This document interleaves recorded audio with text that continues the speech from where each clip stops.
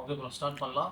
Camera பார்த்துக்கோங்க, கேமராவோட சென்டரை பார்த்து பேசுங்க. அவ்வளோ ஏதாவது என்னோட இன்ட்ரோ ஏதாவது சொல்லணுமா? அதெல்லாம் தேவையில்ல. சொல்லலாம், நீங்கள் சொல்லலாம். ஓகே. ஹாய், என்னோடய பேர் அக்ஷய். சுதினண்ணாவோட கொலீக் தான் நான். ஆக்சுவலாக ஒரு டிசைனருக்கு கான்டென்ட் ரைட்டருன்ற மாதிரி தான் எங்களோட ரிலேஷன்ஷிப் ஸ்டார்ட் ஆச்சு. தென் அது வந்து ஒரு பிரதர்ஹுட்டாக எப்படி சேஞ்ச் ஆச்சுன்னு எனக்கும் தெரியாது, அவருக்கும் தெரியாது. பட் அந்த ஓவரால் ட்ரான்சிஷன் வந்து ரொம்ப ஸ்மூத்தாக ஒரு 2.5 இயர்ஸாக அதுக்கு மேலே போய்கிட்டு இருக்கு. இன்னும் அப்படியே போவோம். தென் வந்து ஒரு பாஸ் விட்டுக்கிறேன், யோசிக்கிறேன். அவ்வளோ பிரச்சனை.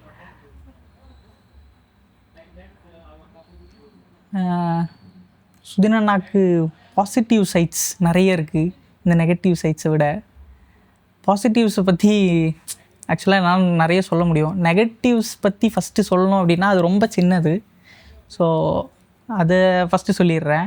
நிறைய ஜங்க் ஃபுட் சாப்பிட்டு குண்டாயிடுவார். அப்புறம் ஒல்லி ஆகிறதுக்கு அண்ணா நகர் பார்க்கில் கஷ்டப்பட்டு ஓடுவார். அதையே லூப்பில் பண்ணிகிட்டு இருப்பார். மறுபடியும் குண்டாவார், ஒல்லியாவார். எனக்கு அது மட்டும், அதோட சீக்ரெட் மட்டும் என்னன்னு தெரியல. அப்புறம் எனக்கு தெரிஞ்சு அவருக்கு 2 வீக்னஸ் தான். ஒன்று செல்சி, இன்னொன்று ஃபுட்டு. அது தாண்டி வேறு எதுவும் இல்லை. அப்புறம் வேறு நெகட்டிவாக எனக்கு சத்தியமாக எதுவும் தெரியல. பாசிட்டிவ்ஸ் வந்து நிறைய இருக்குது. எது வேணால் அவர்கிட்ட ஷேர் பண்ணலாம். எவ்வளோ வேணால் அடி தாங்குவார். ஸோ அவர் வந்து ஒரு பர்ஃபெக்ட் ஹஸ்பண்ட் ஆகிறதுக்கான எல்லா தகுதியும் அவருக்கு இருக்குது. தென் வேறு என்ன சொல்லலாம்?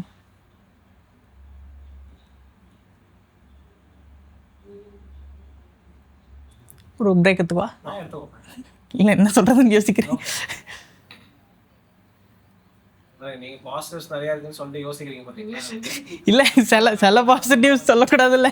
நெகட்டிவ்ஸ்னு ஒன்றும் கிடையாது. சும்மா ஒரு ஜஸ்ட்டாக வந்து ஃபன் ஏதாச்சும் நடந்திருக்கும், ஏதாச்சும் டீமில் ஏதாச்சும் சொல்லியிருப்பாங்க, அதுக்கு எவ்வளோ வேலையாக பார்த்துட்டு போய் அந்த மாதிரி ஏதாச்சும் சும்மா ஜஸ்ட் லைக் தட் கேஷுவல். சுதினண்ணாவோட இன்னொரு காமெடியான சைடு என்ன அப்படின்னா, அவருக்கு அடிக்கடி இந்த கால்ஸ் வரும், இந்த ரேண்டம் இந்த ஸ்பேம் கால்ஸ் வரும். அந்த சுதினை மட்டும் நீங்கள் யாருமே பார்த்துருக்க மாட்டீங்க. அது ஆஃபீஸ் டைமில் நாங்கள் மட்டும்தான் பார்த்துருப்போம். யாராவது கால் பண்ணால் டக்குன்னு எடுத்துகிட்டு, சார் லோன் வேணுமான்னு கேட்டால், லோன் வேணும் ஆனால் நீ கட்டுறியான்னு கேட்பார். அந்த மாதிரி ஒரு டெரிஃபிக்கான ஒரு ஃபேஸ் இருக்குது அவருக்கு. ஆனால் அதுலேயும் அவர் வந்து ஃபோனை கட் பண்ணிவிட்டு கீழே வச்சுட்டு ஒரு 5 நிமிஷம் திட்டிட்டு அதுக்கப்புறம் தான் ஒர்க்குக்குள்ளே போவார். அந்த மாதிரி ஒரு நல்ல மனுஷன். அப்புறம் நல்லா சாப்பாடு வாங்கி தருவார். பிரியாணி அடிக்கடி எனக்கு சென்னையில் நிறைய ஃபுட் ஸ்பாட் தெரிஞ்சது அவர்னால தான். நிறைய சாப்பாடு வாங்கி தருவார். அப்புறம் ஆஃபீஸில் most of the time spend பண்ணுறது அவர் கூட தான். காலையில் போனதுலேருந்து ஈவினிங் அவர் கிளம்புற வரைக்கும் என் கூடயே தான் ஸ்பெண்ட் பண்ணுவார். ஸோ என்னோட நிறைய சீக்ரெட்ஸ் வந்து அவர்கிட்ட தான் ஹோல்ட் ஆகிட்டுருக்கு. அது ஒரு பிரச்சனை.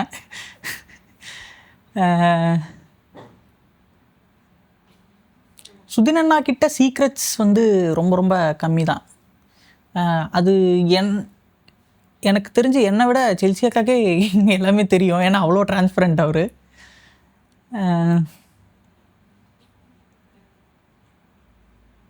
அப்புறம் டக்குன்னு கோச்சிப்பார் சில விஷயத்துக்கெல்லாம்.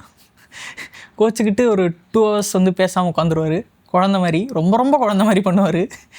அதுக்கப்புறம் அவரே வந்துட்டு சாரிடா அப்படிலாம் சொல்லிட்டு அவரே ரொம்ப இறங்கி வந்து அவரே நான் இதெல்லாம் தப்பு பண்ணேன், இதுக்கெல்லாம் நீ என்னை மன்னிச்சிரு அப்படின்னு சொல்லி பாவ மன்னிப்புலாம் கேட்டு மறுபடியும் ஃப்ரெண்ட் ஆயிடுவார். அது வந்து ஒரு ரொம்ப ரொம்ப பாசிட்டிவான ஒரு விஷயம்.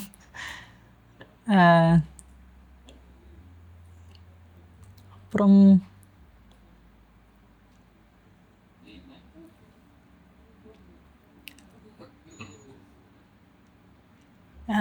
எங்கள் டிசைன் டீமில் அவர் தான் ரொம்ப எல்டஸ்ட்டு. ஆனால் அவர் தான் ரொம்ப ரொம்ப ரொம்ப குழந்த. ஏன்னா நாங்கள் டிசைனர்ஸ் 3 பேரும் எவ்வளோ திட்டினாலும் அடித்தாலும் எவ்வளோ ரீவொர்க் சொன்னாலும் உட்காந்து ஸ்கிரிப்ட் எழுதி கஷ்டப்பட்டு செத்து சுண்ணாம்பை எல்லாத்தையும் பண்ணி கொடுக்குற ஒரே மனுஷன் தான். அதுக்கு வந்து ரொம்ப ரொம்ப நாங்கள் நன்றி கடன் பட்டிருக்கோம் ஒஃபிஷியலி. அப்புறம் சுதினன் நான் வந்து ஆஃபீஸில் ரொம்ப சைட் அடித்து சுற்றுவார். ஆனால் சைட் அடிக்கிறதும் செல்சி அக்கா கிட்ட சொல்லிட்டு பண்ணுறாரு. அது மட்டும் எனக்கு பிடிக்கல, கொஞ்சம் ஜலஸாக இருக்குது. வேறு அவர் சொல்ல கொஸ்டின்ஸ் கேட்குறேன் அவரை பற்றி. ஆஃப்கோர்ஸ். ஸோ இப்போ அவர் ஆஃபீஸில் வந்து ஏதாச்சும் ஒரு ப்ராஜெக்ட் பண்ணி எல்லாரும் அவரை அப்ரிஷியேட் பண்ணியிருப்பாங்கல்ல, அதை பற்றி ஏதாச்சும் சொல்லுங்கள். ஓகே, எங்களோட ஆஃபீஸில் நாங்கள் ஒரு ப்ராடக்ட் பண்ணிகிட்ருக்கோம். அந்த ப்ராடக்டோட என்டையர் டாக்குமெண்டேஷனும் அவர் தனியாக ஒரு ஆள் தான் பண்ணார். அதோட வீடியோஸ்லேருந்து ஸ்கிரிப்ட்ஸு, அப்புறம் அந்த மெயினான எஜுகேஷ்னல் கான்டென்ட்ஸ்லேருந்து எல்லாத்தையுமே அவர் தனியாக தான் பண்ணிக்கிட்டு. ஸோ அது வந்து ஒரு சின்ன விஷயம் கிடையாது ஆக்சுவலாக. அவருக்கு நாங்கள் வந்து சப்போர்ட்டாக தான் இருக்கிறோம் டிசைனர்ஸாக. பட் இண்டிவிஜுவலாக அவர் பண்ணுறதுன்றது ஒரு விஷயந்தான். ஸோ அதனால் எல்லாருக்குமே அவர் மேலே தனியாக ஒரு மதிப்பு இருக்குது ஒஃபிஷியலாக. Super bro. அவர் ரொம்ப கோவப்பட்ட விஷயம் அது? கோவப்பட்டது எங்கள் மேலே தான் கண்டிப்பாக. ஏன்னா அவர் ஏதாவது ஒர்க்கு எங்களுக்கு எல்லாத்தையும் பண்ணி முடிச்சு கையில் கொடுத்துருவார். நாங்கள் செக் பண்ணி பார்த்துட்டு இதெல்லாம் பண்ண முடியாதுன்னு சொல்லி போயிடுவோம் சிம்பிளாக. அப்போ வந்து அவருக்கு மைண்டுக்குள்ளே எங்களை துரத்தி அடிக்கணும்னு தான் தோணும் பாவம். அப்புறம் வந்துட்டு ஒரு காஃபி குடித்து அவர் கூல் பண்ணி மறுபடியும் ஒர்க் பண்ணுவார். ஆனால் அந்த கோவம் வந்து எப்படி சொல்கிறது, சின்ன குழந்தை மாதிரி அடம் பிடிச்சி கோவப்படுவார். ஓகே. ஸோ அவர் வந்து ரொம்ப மொக்க வாங்கினதுன்னா எந்த இடத்துல மொக்க வாங்கினது? மொக்க வாங்கினது ஆக்சுவலாக அவர்கிட்ட நான் தான் நிறைய மொக்க வாங்கியிருக்கேன். அது ஸ்கிப் பண்ணிக்கலாம். இது வந்து இப்போ செல்சி கூட வெளில போயிட்டு ஆஃபீஸில் ஏதாச்சும் கதை சொல்லிட்டு செல்சி கூட வெளில போயிருக்காரா அந்த மாதிரி? இல்லை வேலைனா வேலைன்னு தான் இருப்பாரு. ஆமாம், அவர் காலையில் 10 மணிக்கு உள்ளே வந்துட்டார்னா ஹெட்ஃபோனை மாட்டிட்டு உட்காந்துட்டு வேலையை பார்த்துட்டு இங்கே வா இது பண்ணலாமா அப்படின்றவாரு. நைட் ஈவினிங் 6 மணி வரையும் அதே ஃபோக்கஸில் தான் இருப்பார். அது ரொம்ப எங்களுக்கெல்லாம் தாங்கலை. சில டைமில் ஃபோன் கூட அட்டன் பண்ண மாட்டாரா? அட்டன் பண்ணுவார். அது வந்து ரொம்ப இம்பார்ட்டன்ஸான கால் பண்ணுவாங்க. ஆனால் அவருக்கு மட்டும் இம்பார்ட்டன்ட் அந்த ஒர்க் மோடில் வச்சாலும் ஸ்பேம் கால் எப்படி வருதுன்னு எங்களுக்கு தெரில. அவருக்கு வந்து அவரை தேடி ஃபோன் பண்ணுற மாதிரி கிரெடிட் கார்டு, லோன் இதெல்லாம் அவருக்கு தேவையே இல்லைனாலும் அவருக்கு தினமும் அந்த மாதிரி கால் வரும். ரொம்ப ஸ்வீட்டாக பேசுவாங்க. அவர் ரொம்ப ஸ்வீட்டாக பேசி காலை கட் பண்ணி வச்சுருவார். ஸோ அது வந்து நாங்கள் பயங்கரமாக ஓட்டுவோம். அவர் வந்து இந்த மாதிரி திட்டுறது இது பண்ணுறதெல்லாம். டீம் அவுட்டிங் அப்போ ஏதாச்சும் பண்ணியிருப்பாரு?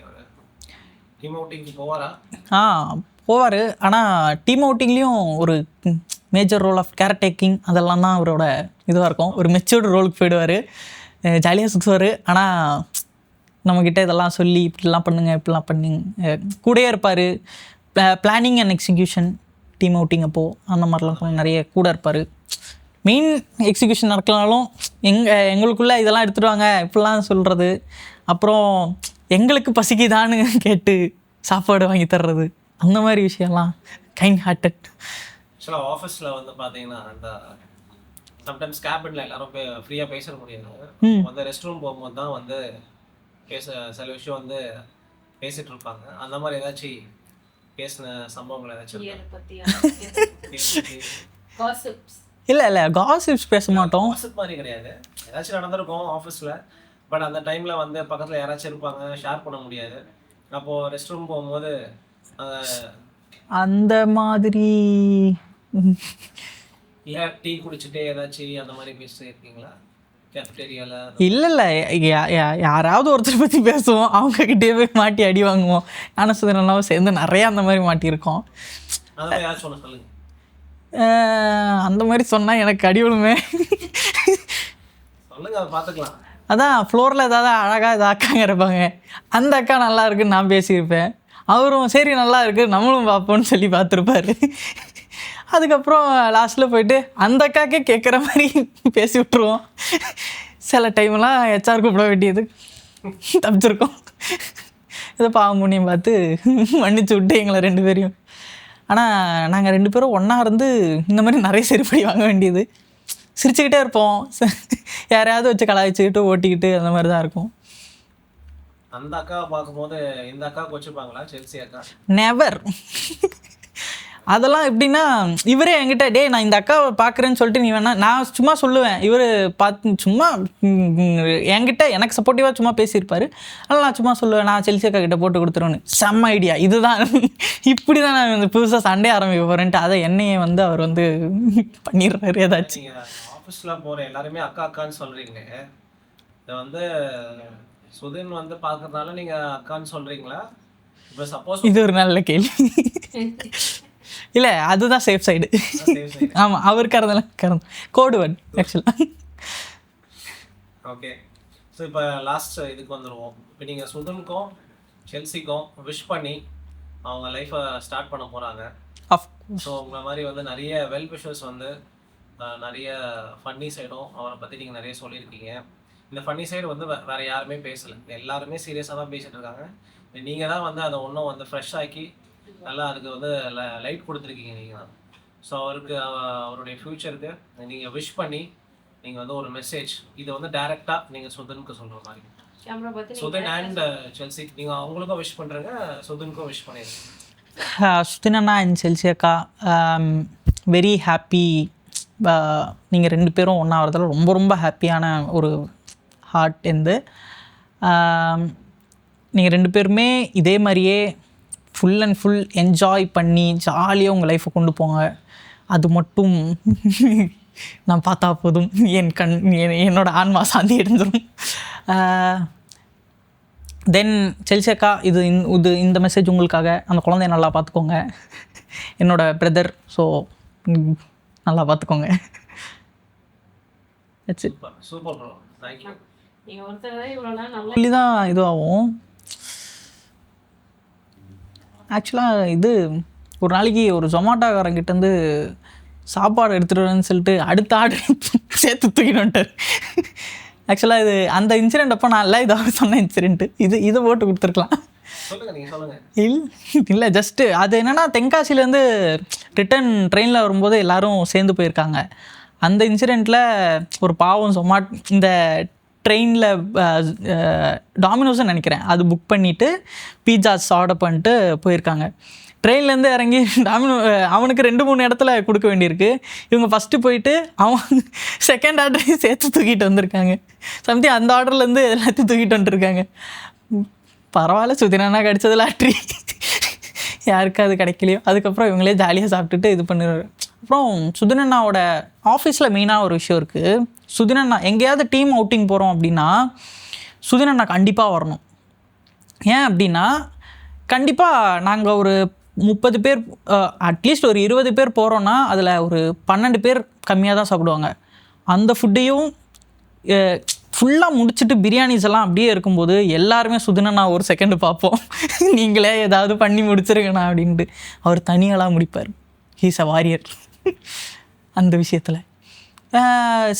சில இன்சிடென்ட்ஸ்லலாம் ஒரு ஹாஃப் பக்கெட் பிரியாணி அவர்லாம் முடிச்சிருக்காரு. ஸோ அந்த விஷயத்தில் ஒரு 10 பேருக்கு அவர் இன்ஸ்பிரேஷன். அதை நான் கண்டிப்பாக சொல்லி ஆகணும். என்கிட்ட நிறைய பேர் சொல்லியிருக்காங்க, சுதினண்ணா மாதிரி என்னால் சாப்பிட முடியல அப்படின்ட்டு. எனக்கும் நான் சாப்பிட ஆரம்பிச்சதும் சுதினண்ணானால தான். நிறைய சாப்பிட வைப்பார். ரொம்ப ரொம்ப நல்ல விஷயம் ஆக்சுவலாக. சூப்பர். ஆக்சுவலாக இந்த விஷயம் நான் அவங்ககிட்ட கேட்கணும்னு நினச்சேன், நீங்களே அதை வெரிஃபை பண்ணீங்க. ஒன்றொருத்தவங்க சொல்லியிருந்தாங்க, இது மாதிரி 2 பேர் இதே பிரியாணி கடையில் வாங்கிட்டாங்க சொன்னாங்க. எவ்வளோ இருந்தாலும் அவர் சாப்பிட்ருவாரு. சுதி இந்த பிரியாணி எப்பவுமே ஒரு பேக்கெட்ல ஆர்டர் பண்ணுவோம். ஃபர்ஸ்ட் 1 வாங்கிட்டு ரெண்டாவது பேக்கெட் 3வது பேக்கெட் போயிட்டே இருக்கும். ஒரு இடத்துக்கு போனா ஒரு பில் பே பண்ணிட்டு வருவோம். ஆனா அதே கடையில அதே அந்த போன ஒரு half an hourலயே 3 வாட்டி பில் பே பண்ற அளவுக்கு சாப்பிடுவாரு சுதி இந்த பிரியாணி மேன். இது சொன்னது செல்சி. ஆமா, அவங்க பாடோ பட்டுப்பாங்க. அதேதான். அவர் வந்து செல்சி அக்கா கூட எக்கச்சக்கமாக வெளியே போய் சுற்றி சாப்பிட்டு அதெல்லாம் எனக்கு வந்து காமிப்பார். அதை பார்த்து எங்களுக்கு வந்து வைரரியம், இப்படிலாம் சாப்பிடக்கூடாது. நீங்கள் வந்து செல்சியோட வ்ளாக்ஸ்லாம் பார்ப்பீங்களா? ஆஃப்கோர்ஸ். அதை பற்றி ஏதாவது சொல்லுங்கள், அதை பற்றி ஃபன்னியாக ஏதாச்சும் சொல்லுங்கள். அதை பற்றி ஃபன்னியாக சொல்லணுன்னா இது என் ஃபேமிலி பார்க்கக்கூடாது.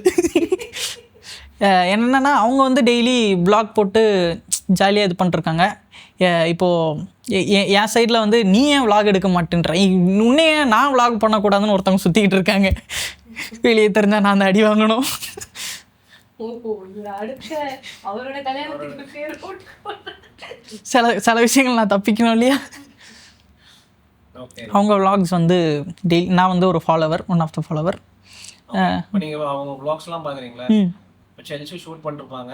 சுதன் வந்தால் அதுக்கும் அவருக்கும் சம்மந்தமே இல்லாமல் ஒரு இடத்துல உட்காந்துட்டு அவரை பாட்டு வந்து ஆக்சுவலி இதில் சொல்லுங்கள். இதில் ஒரு மேட்டர் இருக்குது. ஆக்சுவலாக நாங்கள் வந்து அக்காவோட vlog எப்படி பார்க்குறோன்னா, வீக்கெண்ட்ஸில் அண்ணா என்ன பண்ணிருக்காருன்னு நாங்கள் ஈஸியாக நாங்கள் வந்து கண்டுபிடிச்சிருவோம். அவர் எங்கிட்ட போய் சொல்ல முடியாது. வீக்கெண்ட்ஸில் என்னென்ன பண்ணீங்க, இல்லைடா உடம்பு சரியில்லை படுத்துட்டு இருந்தோம், இந்த பெட்டு வாங்க போயிருக்கேன் அப்படின்றோம். So simple. அதனால் அக்காவுக்கு வந்து ரொம்ப ரொம்ப ரொம்ப நாங்கள் வந்து தேங்க்ஃபுல்லாக தான் இருக்கோம். அது எங்களுக்கு ரொம்ப யூஸ் ஆகுது. என்கிட்ட ஈஸியாக மாட்டிப்பார். நைஸ். வேறு ஏதாச்சும் கொஸ்டின்ஸ் இருக்கா? அவர் சொல்ல வேண்டிய எல்லாத்தையும் சொல்லிட்டாரு. இதுக்கு மேலே சொன்ன அடிதாங்க எவ்வளோ போதும். உங்களுடைய நலன்